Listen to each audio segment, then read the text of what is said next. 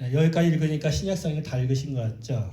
대부분 마태복음 1장을 읽으시고 그러면서 벌써 졸리신 분도 있고 이제 성경을 읽어야 되는데 그러다가 마태복음 1장 읽고 끝나신 분도 있고 다양한데요. 오늘 마태복음 1장 말씀 같이 보시면서 은혜 나눴으면 좋겠습니다. 오늘 설교 제목은 예수 그 이름 임마누엘인데요. 여러분 젊은 친구들은 드랍박스 하면은 컴퓨터 파일 같은 걸 이렇게 웹상에 저장하는 그런 것으로 많이 이제 먼저 떠오르시죠. 2016년도에 여기 폴스앤졸에도 이 드랍박스라는 다큐멘터리 같은 그 영화가 하루 극장에 상영이 되었습니다.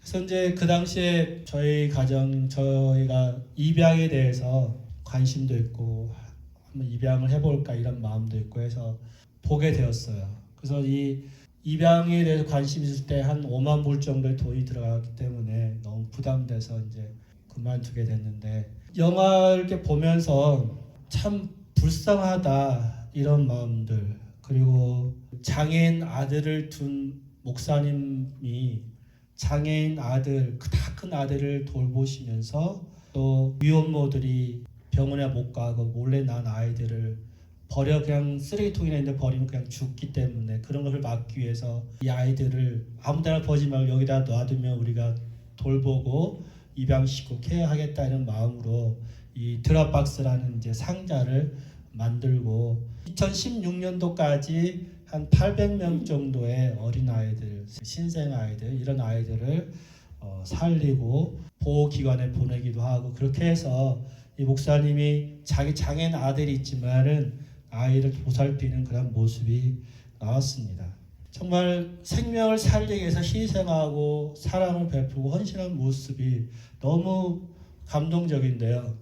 근데 한편으로 제 안에 어떤 마음도 들었냐면은 이 같이 이 영화를 보러 왔던 사람들 중에 같이 온 건 아니지만은 나중에 보니까 저희가 아는 부부가 몇 가정 있었어요. 여기 캐네디언들.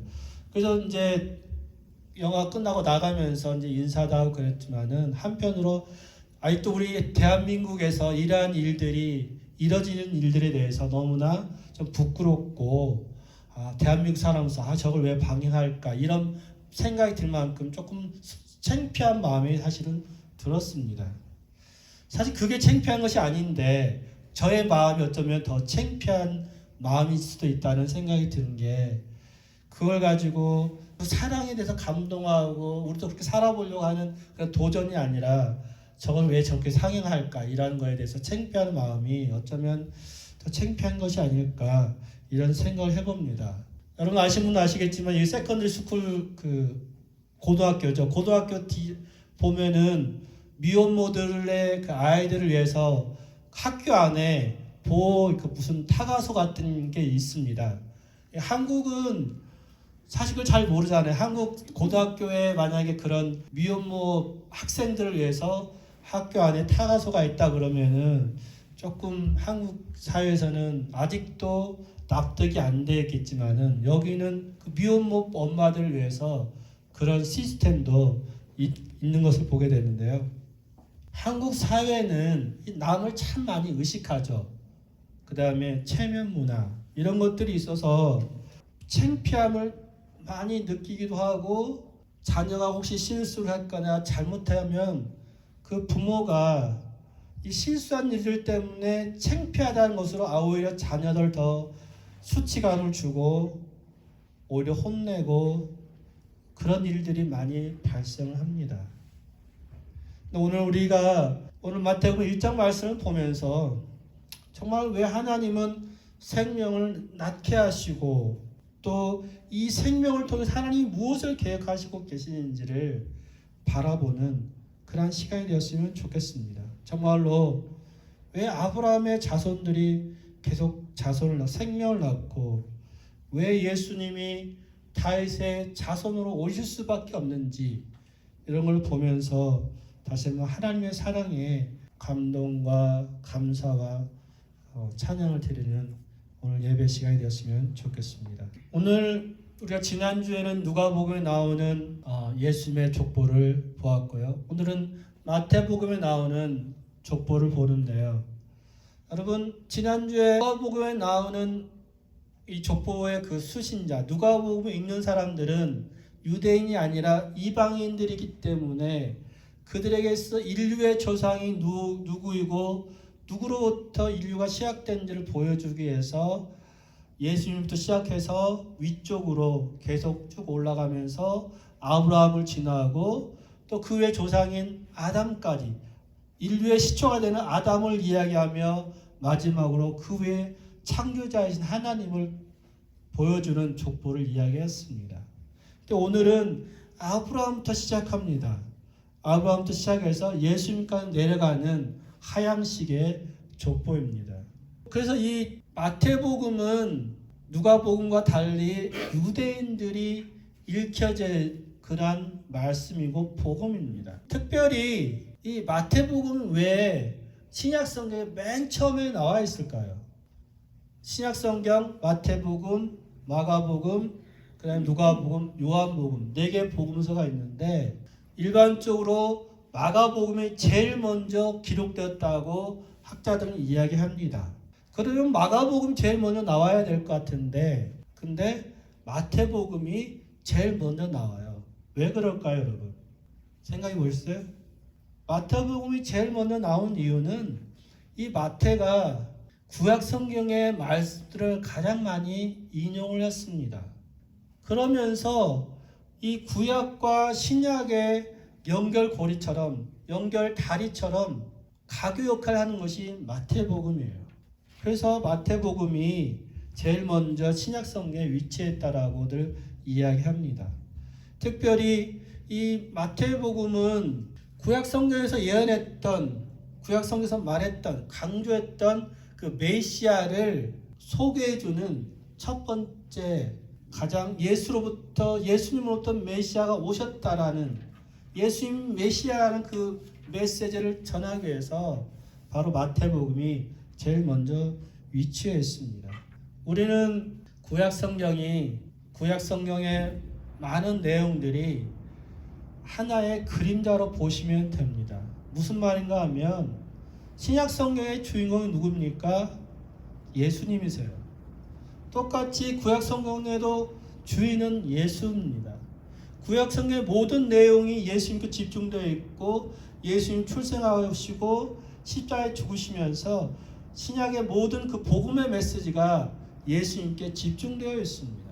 그래서 구약성경의 모든 내용들은 예수님을 향하고 있기 때문에 예수님이란 그 실체가 아니어도 예수님을 다 보여주고 예표한 하나의 그림자이죠. 골로새서 2장 말씀을 보시지만은 여기에 나오는 절기라든지 아니면 뭐 초하루, 초승달 뜨는 그런 어떤 행사라든지 아니면은 안식일이라든지 그 여러 모든 것들이 그림자일 뿐이고 실제는 바로 예수님이라는 거죠. 그래서 성소와 장막과 율법과 이런 모든 구약에 나오는 것들이 예수님을 보여준 하나의 그림자라는 겁니다. 족보 또한 마찬가지죠. 예수님을 드러내고 예수님을 보여주기 위해서 족보가 계속해서 나옵니다. 이 족보를 통해서 어떻게 하나님이 예수님을 보낼 수밖에 없는지를 이야기합니다. 여러분 오늘 1장 1절 말씀을 같이 한번 읽겠습니다. 아브라함과 다윗의 자손 예수 그리스도의 계보라. 아멘. 아브라함의 자손. 제가 공동번역 갖고 왔는데요. 아브라함의 후손이요 다윗의 자손인 예수 그리스도의 족보는 다음과 같다라고 이야기합니다. 왜 아브라함을 제일 먼저 들었을까요? 왜 다윗을 제일 먼저 들면서 예수님을 이야기했을까요? 아브라함 누굽니까? 아브라함은 유대인들의 이스라엘 백성들의 시조이죠. 그렇죠? 마치 우리가 한국 사람들이 단군이 우리의 시조다라고 이렇게 믿는 것처럼 아브라함은 이스라엘 백성들의 시조입니다. 이스라엘 백성들의 시작이죠. 그런 시작을 통해서 하나님께서 아브라함에게 무엇을 약속했냐 하면 아브라함에게 너의 자손으로 너가 복의 근원이 되고 너의 자손으로 온 땅에 퍼져나게 하겠다. 너의 자손을 많게 하겠다. 하늘의 별과 같이 바다의 모래와 같이 많게 하겠다라고 말씀하셨는데, 하나님이 아브라함과 이야기할 때 너로 말미암아 모든 민족이, 모든 족속이 복을 얻을 것이다 이렇게 말씀하셨습니다. 그건 다시 말해서 이스라엘, 유대인뿐만 아니라 세계에 있는 모든 민족이 이 아브라함을 통해서 복을 받는다고 말씀하세요. 그러면서 하나님께서 아브라함에게 말씀하실 때 이 아브라함에게 너에게 땅을 줄 것이고 또한 자손을 줄 것이다 라고 말씀하실 때, 이 자손, 창세기 13장에 나오는 이 자손은 단수로 사용됩니다. 자손들을 이렇게 보통 우리는 자손들이라고 생각하잖아요. 왜? 낳고 그 후손들이 한두 명이 아니잖아요. 그렇기 때문에 우리는 복수로 생각할 수 있지만은 하나의 단수를 표현을 통해서 이 하나님의 나라를 먼저 보여주세요. 다시 말해서 다윗을 통해서 나라가 생긴 것처럼 이 아브라함을 통해서 세상 모든 민족 가운데 있는 하나님의 그 나라를, 하나님의 나라는 하나잖아요. 그 하나를 성취하겠다라고 먼저 보여주십니다. 여러분, 갈라디아서 3장 여러분 말씀 한번 펴보시겠습니까? 갈라디아서 3장 28절 29절 말씀입니다. 우리 같이 한 목소리 읽도록 하겠습니다. 너희는 유대인이나 헬라인이나 종이나 자유인이나 남자나 여자나 다 그리스도 예수 안에서 하나니라. 너희가 그리스도의 것이면 곧 아브라함의 자손이요 약속대로 유업을 이을 자니라. 아멘. 우리가 그리스도 안에 있으면, 그리스도의 것이면 아브라함의 자손이라고 성경은 말씀하세요. 우리가 한민족이든 아니면은 저 쿠르드족처럼 옛날에 역사에 나오는 돌골족의 후예이든 누구든지 간에 하나님 예수 그리스도 안에 있으면, 예수 그리스도의 것이면 아브라함의 자손이라고 성경 우리에게 말씀하세요. 여러분 그거 믿으십니까? 제가 가끔 여러분 광고 시작하기 전에 아브라함의 복을 누리십시오, 여러분 아브라함의 자손입니다라고 말할 때 여러분 이성적으로 받아들이고 그것이 나의 믿음으로 받아들이는 사람도 있지만은 그것을 못 받으시는 분들이 참 많이 있는 것 같아요. 저도 새로 따르는 이 말씀이기 때문에 이성적으로는 그것을 받아들이지만은 아직도 때때로 그것이 나의 믿음으로 안 다가올 때가 종종 있음을 고백합니다. 제가 또 예전에도 이야기했지만은 우리가 캐나다에 살면 잘하는, 자주 쓰는 표현이 있습니다. 그것이 뭡니까? 영어가 잘하면 안 되면 안 될수록 thank you라는 표현도 많이 하지만은 I'm sorry라는 표현도 자주 합니다. 영어가 잘 안 되기 때문에, 잘 표현을 못 하기 때문에, 아니면 내가 실수하지 않아서 때로는 그런 표현을 할 때도 많아지는데요. 그런 것도 있지만은 이 제가 공동체 살면서 그리고 이 캐나다 살면서 느는 것이 있었는데 그게 뭐냐면 그 사랑의 표현입니다. 제 아내를 향해서 허니 이런 표현 자체가 사실은 안 됐습니다. 옛날에는 장난삼아 뭐 하니 이렇게 이야기하지만은 허니라는 표현이 안 되고요. 제 아내를 향해서 혹은 아이들 향해서 사랑해, 정말 사랑해 이런 표현이 정말 안 됐던 사람 중에 하나였습니다. 그런데 같이 공동체 사는 사람들의 그 표현 속에 혹은 이 캐네디언 문화 속에 사랑한다는 표현이 자주 사용되면서 나도 한번 해보게 되고 그냥 입으로 표현이 정말 마음의 표현으로 나오기까지 참 오랜 시간이 걸렸습니다. 여러분도 어쩌면 아브라함의 자손이라는 그 믿음의 고백이 입으로 처음에 그 시작이 어려울 수 있지만은 한번 해보면서 그것이 믿음으로 난 정말 아브라함의 자손이야. 왜? 나는 예수 그리스도의 것이고 예수님 안에 있기 때문에 나는 아브라함의 자손이야. 아브라함이 받았던 그 복을 나도 누릴 수 있는 자격이 있는 사람이라고 오기까지 여러분 믿음의 고백을, 표현을, 입술의 고백을 계속 하셔야지만이 여러분의 것이 됩니다. 여러분 한번 해볼까요? 우리 나는 아브라함의 자손입니다. 해보세요. 나는 아브라함의 자손입니다. 다시 한번 해볼까요? 나는 아브라함의 자손입니다. 세 번 해야죠. 이제 다시 한번 해보겠습니다. 나는 아브라함의 자손입니다. 이 표현이 그냥 이 말에 따라서 흉내내는 표현이 아니라 여러분 믿음으로 들어가셔야 됩니다. 왜?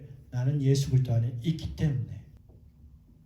그럴 때에 정말 왜 하나님이 아브라함을 보내셨고 왜 예수님을 보내셨는지를 더 깊이 느끼게 되고 감사할 수 있게 됩니다. 오늘 본문 말씀 보시면 아브라함과 다윗의 자손 예수 그리스도의 계보라라고 말씀할 때 아브라함 다음에 다윗을 들었습니다. 아브라함은 이스라엘의 시조입니다. 다윗은 유다 왕국의 시작과 같습니다. 그리고 다윗의 자손을 통해서 예수 그리스도께서 오셨죠. 근데 여러분 한번 보십시오. 지난주에는 우리가 누가의 그 나오는 계보를 볼 때 70명, 71명의 사람들이 나왔습니다. 근데 오늘 17절 보신 것처럼 아브람과 다윗까지 연례되어 다윗부터 바벨론으로 사로잡혀갈 때까지 연례되어 바벨론으로부터 사로잡혀간 후 그리스도까지 연례되더라 이렇게 말할 때 14, 14, 14입니다. 셋을 합하면 얼마입니까? 42죠. 그죠? 근데 여러분 실제적으로 여기에 나오는 14대 14대 14대 인물이 모두 42명이 되어야 되지만은 41명이에요. 처음 연례되는 다윗까지입니다. 다음 시작할 때는 다른 사람이 나와야 되는데 또 다윗부터 시작됩니다. 다윗이 두 번 중복돼요.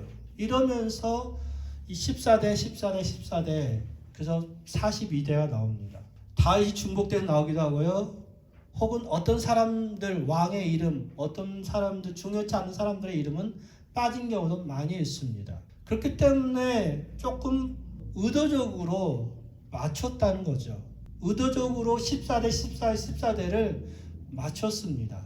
왜 그러냐면 다윗이라는 인물이 너무나 중요하기 때문에.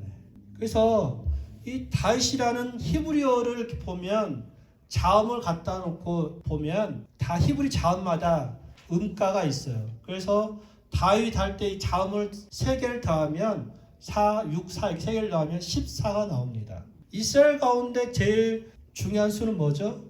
7입니다. 하나님을 뜻하는 3과 땅을 뜻하는 4가 합쳐서 7이 나오죠. 그렇죠?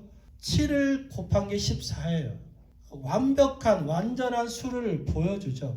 그래서 14와 14와 14가 그래서 완벽한 분 예수 그리스도께서 나심을 이 다윗을 통해서 이 게마트리아라는 건데요. 이것을 통해서 보여주고 있습니다. 근데 이 마태복음은 누구를 향해 쓰여진 책이라고 했습니까? 유대인들 위해 쓰여진 책이라 했습니다. 그러면 왜 마태복음에서 무엇을 말하는가도 참 중요하죠. 그래서 앞에 말했던 것처럼 아브라함에게 하나님 나라를 보여주시고 미리 예표하신 것처럼 이 다윗을 통해서 그리고 다윗의 후손을 통해서 정말 완전한 하나님의 나라가 이 땅 가운데 이루어질 것을 보여준 것이 바로 마태복음이고 또한 이 마태복음을 통해서 잃어버린 영혼들, 잃어버린 이스라엘, 그 이스라엘은 다만 정 민족적인 이스라엘이 아니라 온 땅에 예수를 믿는 예수를 믿는 모든 이방인들이 이스라엘 백성들이 된다는 거죠. 그리고 그들과 하나님이 영원히 함께 계시겠다고 말씀하시는 게 마태복음의 중요한 내용입니다. 여러분 설교 제목 오늘 뭡니까? 설교 제목 예수 임마누엘이에요. 그럼 여러분 본문 한번 지나서 1장 23절을 보십시오. 같이 읽겠습니다. 보라, 처녀가 잉타하여 아들을 낳을 것이요 그의 이름은 임마누엘이라 하리라. 아멘. 임마누엘 뜻이 뭐예요? 하나님이 함께 하신다. 함께 계신다는 뜻이 임마누엘이에요. 근데 여러분 마태복음을 마치면서 예수님 뭐라고 말씀하셨어요?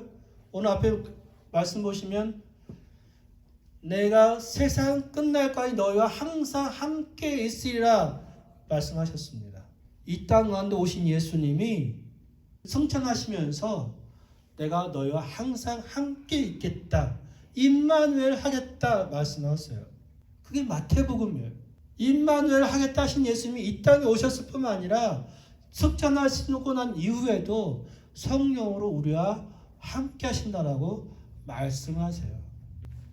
하나님이 그냥 우리를 버려두지 않고 늘 우리와 동행하신다라고 말씀을 하시죠.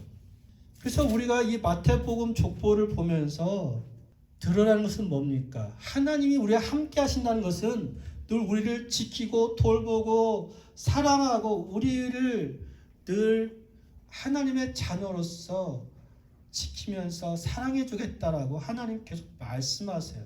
그 사랑에는 마태복음의 기록의 목적처럼 그냥 혈통적인 이스라엘이 아니라 정말 영적인 이스라엘, 모든 하나님 믿는 백성을 하나님이 사랑하시고 차별하지 않으신다고 말씀하시는 것이 오늘 마태복음이고, 우리 족보를 통해서 이런 것을 보셔야 됩니다. 그래서 하나님의 사랑에는 차별이 없습니다, 여러분. 로마 3장 22절입니다. 곧 예수 그리스도를 믿음으로 말미암아 모든 믿는 자에게 비치는 하나님의 은은 차별이 없느니라 말씀합니다. 예수를 믿는 모든 사람들에게는 차별이 없다. 그 차별이 없다는 것은 모든 사람이 다 의롭다라고 하나님께서 말씀해 주시죠. 본문에, 오늘 족보 본문에 나오는 여인들은 보십시오. 남자들은 이제는 남자들 중요한 세상이 아니니까 한번 족보에 나오는 여자들 한번 보십시오. 3절에 누가 나와요? 다말이 나와요. 그죠? 또 5절에 누가 나옵니까? 라합이 나오죠. 그리고 누가 나와요? 룻이 나와요. 그 다음에 6절에 누가 나옵니까? 우리아의 아내 밧세바가 나와요. 이 네 사람은 보십시오, 여러분. 이 네 사람 어떤 사람이에요? 다말, 시아버지와 동침해서 아이를 낳은 사람이에요. 라합을 보세요. 라합은 오늘날로 말하면, 소위 오늘날로 말하면 스파이를 보호해줬던 배신자. 그리고 라합은 기생이에요. 성경 표현하면 성전의 기생인지 잘 모르겠지만은 어쨌든 기생이에요. 롯은 어떤 사람이에요? 롯은 이스라엘 사람이 아니라 모압 여인이에요. 우리아의 아내 밧세바, 이 우리아는 햇사람입니다. 그렇기 때문에 분명히 이 밧세바도 아마도 이방인 여자일 거예요. 그리고 자기 남편을 두고 다윗과 잠자리를 같이 한 수치스러운 여인입니다. 만약에 여러분 족보를 기록한다면, 여러분 집안의 족보를 기록하고 아이들한테, 자녀들한테, 자손들한테 어떤 자서전을 쓰거나 어떤 걸 이야기할 때 나의 수치, 어떤 나의 잘못들을 이야기하고 싶습니까? 아니에요. 일반적으로 그렇습니다. 성경도 마찬가지죠, 사실은. 열왕기 상하를 보시면 다윗의 잘못들, 이스라엘 왕들의 잘못들도 많이 기록해 놓았습니다.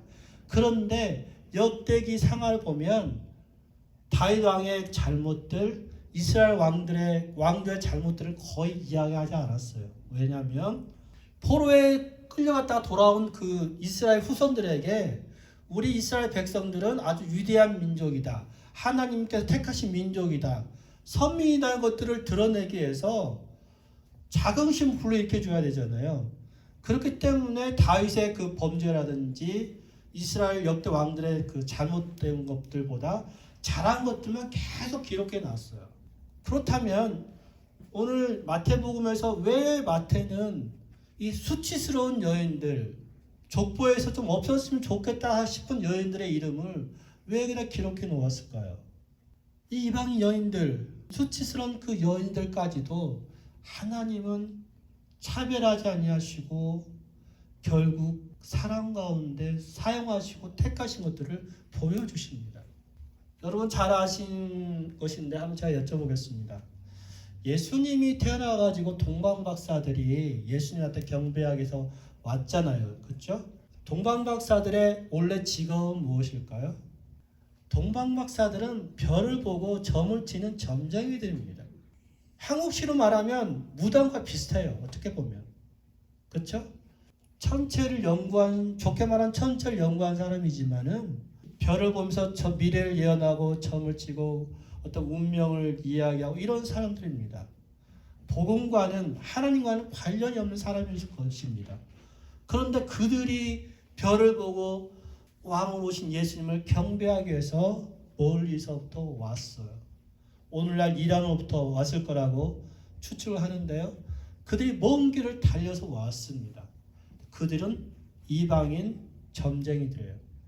다시 말해서 오늘 본문에 나오는 여인들뿐만 아니라 동방박사들도 그렇고 이방인의 모든 사람들이 바로 예수님을 통해서 구원을 받게 된다는 것을 계속해서 보여주시고 말씀해주고 있어요. 그래서 그 어떤 부끄러운 이름까지도, 부끄러운 사람들까지도, 지금까지 정말 수치스럽고 드러내고 싶지 않은 그런 사람들까지도 예수 그리스도 안에서 이제는 그 부끄러움, 수치가 다 사라졌다는 겁니다.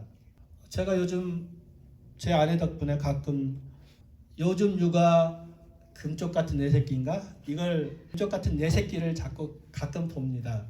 그런데 이제 저를 보면서 나 저 창피해서 이제 못 나오겠다 이런, 왜냐하면 부모들이 그 연락을 해서 자기 아이들 양육에 대해서 상담받고 그러는 거잖아요. 그러면 결국 아이들의 문제는 아이들보다 부모가 문제가 있기 때문에 부모로부터 뭔가 흘러내려오는 것이 있기 때문에 아이가 그런 반응을 보이고 욕을 하고 성질을 내고 수지부터 말을 안 하고 다양한 아이들이 나오는데 결국 원인은 부모죠.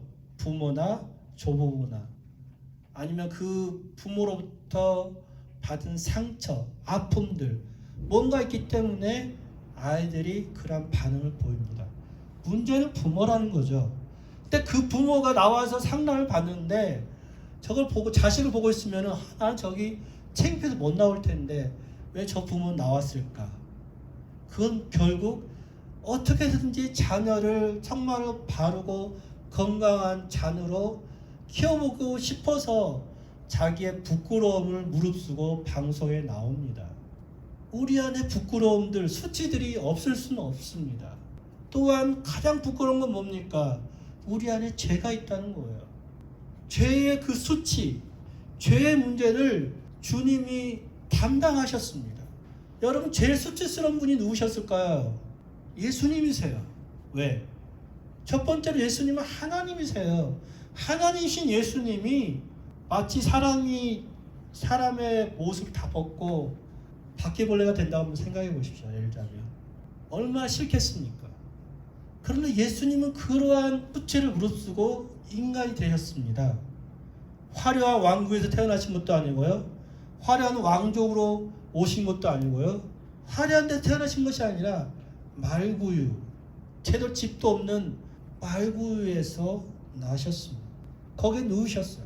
그분이 또한 제일 수치스럽게 십자가에 못 박혀 죽으셨어요. 여러분, 우리가 이보다 더 수치스럽고 창피한 일을 여러분 겪어보셨습니까? 모르겠습니다. 이 땅에 오신 예수님은 정말로 수치를 무릅쓰고 오셨고 수치를 무릅쓰고 십자가에 못 박혀 죽으셨습니다. 히브리서 12장 2절 말씀에 같이 읽을까요? 믿음의 주여 또 온전하게 하시는 예수를 바라보자. 그는 그 앞에 있는 기쁨을 위하여 십자가를 참으사 부끄러움을 개의치 아니하시더니 하나님 보좌 우편에 앉으셨느니라.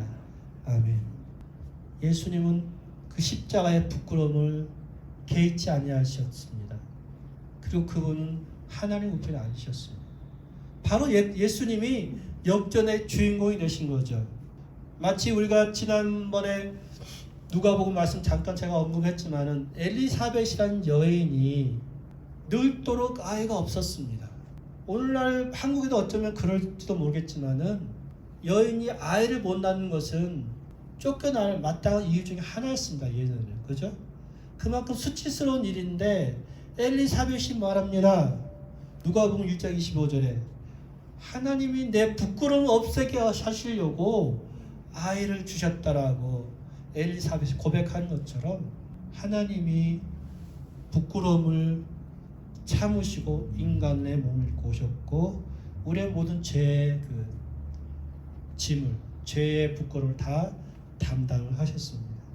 그렇기 때문에 우리가 예수를 믿는 이유가 있고 예수를 믿음 말미암아 우리 안에 구원이 있는 거죠. 로마서 10장 10절 11절 말씀 같이 읽겠습니다. 사람이 마음으로 믿어 의에 이르고 입으로 시인하여 구원에 이르느니라. 성경이 이르되 누구든지 그를 믿는 자는 부끄러움을 당하지 아니하리라 하니, 누구든지 그를 믿는 자는 부끄러움을 당하지 않습니다. 누구든지 그의 이름을 부른 자는 구원을 받습니다. 아브라함의 자손을 누리는 축복, 그 축복을 누립니다. 우리가 예수 그리스도 안에서 새롭게 태어난 인생이 되죠. 오늘 본문 말씀 가운데 16절 말씀, 야곱은 마리아의 남편 요셉을 낳았으니 마리아에게서는 그리스도라 칭하는 예수가 나시니라. 이전까지 아브라함부터 야곱까지 요셉까지 누구는 누구를 낳고 이 말을 할 때에 낳았다는 것은 던져졌고 혹은 내보내졌고, 이것은 내가 태어난 것이 아니라 이것은 하나님이 주셔서 태어나는 겁니다. 수동형이에요. 그렇지만 여기서 예수님이 낳았다는 그 표현은 능동형입니다. 예수님이 그 열을 통해서 그냥 오신 거예요. 우리의 인생은 예수 없이 어떨 때는 던져질 수도 있고, 아까 드랍박스에 나오는 것처럼 그 아이가 그 어귀에 버려질 수도 있고 던져질 수도 있고 그렇습니다. 혹은 여러분 생각해 보십시오. 여러분 내가 예지를 낳고 싶어서 혹은 동일을 낳고 싶어서 낳은 게 아니잖아요. 누구의 부모가 되려고 한 게 아니잖아요. 누구의 부모가 되어졌습니다. 또 우리는 누구의 자녀가 되기도 하고 누구의 부모가 되기도 합니다. 그 말은 내가 되는 것이 없고 내 힘으로 되는 것이 없죠. 나의 나 된 것 다 하나님의 은혜로 되어집니다. 아멘. 우리가 새롭게 태어난 그 거듭남의 신비도 은혜이고요. 우리가 누구를 낳은 것처럼, 부모가 자녀를 낳은 것처럼 우리가 어떤 영혼을 낳은 것도 내 힘으로 영혼을 낳는 것이 아니라 하나님이 영혼을 낳게 하셔야지만이 낳는 거예요. 그것이 은혜죠. 사무엘하 12장 24절 25절 보면은 오늘 본문에 나오는 여인 우리아의 아내가 다윗과 관계를 갖고 아이를 낳았습니다. 근데 그 아이가 죽었어요. 그 아이가 죽고 난 이후에, 물론 그 전에 그 우리아도 전쟁에서 이제 일종 간접 살인을 당했죠. 어쨌든 그 다윗과 우리아의 그 관계에서 낳은 아이가, 임신된 아이가 낳았는데 그 아이가 죽었습니다. 그런데 하나님이 아이를 주셨는데 그 아이의 이름이 솔로몬이에요. 다윗의 아들로 솔로몬이 낳습니다. 근데 이 솔로몬의 이름이 무엇이죠? 사무엘하 12장 24, 25절을 보면은 여디디아라는 이름을 가졌습니다. 여디디아는 하나님의 여호와께 사랑을 입은 자예요. 왕의 아들이 하나님의 사랑을 입었습니다. 하나님의 아들인 예수님이 하나님의 사랑을 입었어요. 그래서 예수님이 요단강에서 세례 받고 올라오실 때 하나님이 뭐라고 말씀합니까? 이는 내 사랑하는 아들이요 기뻐하는 자다, 이렇게 말씀합니다. 하나님이 사랑을 부어주시고 베풀어주시고 사랑의 은혜를 우리에게 베풀어주십니다. 이 솔로몬이라는, 여디디아라는 그 아이를 주신 분도 하나님이시고 그를 하나님이 왕으로 세우시게 하신 분도 하나님이죠. 다윗이 왕으로 세우게 하신 분도 하나님이에요. 하나님의 사랑이 그 안에 깊이 배어 있습니다. 예수님께 그 하나님의 사랑이 깊이 배어 있는 것처럼 여러분에게도 하나님의 사랑이 깊이 배어 있습니다. 그 하나님의 사랑을 여러분 찾으시고 발견하시고 그 하나님의 사랑을 여러분 만나십시오. 우리는 우리 인생은 때로는 어떤 고난 문제에 부딪힙니다. 사업이 잘 안 되기도 하고 자녀가 어려울 수도 있고 병에 들기도 하고 때로는 어떤 홀로 어디에 던져진 것처럼 외로울 수도 있고 가난할 수도 있고 슬플 수도 있고 아니면은 엄마를 잃어서 홀로 된 고아가 될 수도 있고 우리 인생은 어떻게 될지는 모르지만 버려지고 던져진 영혼이 아니라 하나님 예수 그리스도 안에서는 여전히 우리는 하나님의 사랑을 받는 백성입니다. 왜? 하나님이 예수와 임마누엘 하신 것처럼 오늘도 우리에게 임마누엘 하겠다. 내가 너희와 영원히 함께하겠다. 함께하겠다라고 말씀하십니다.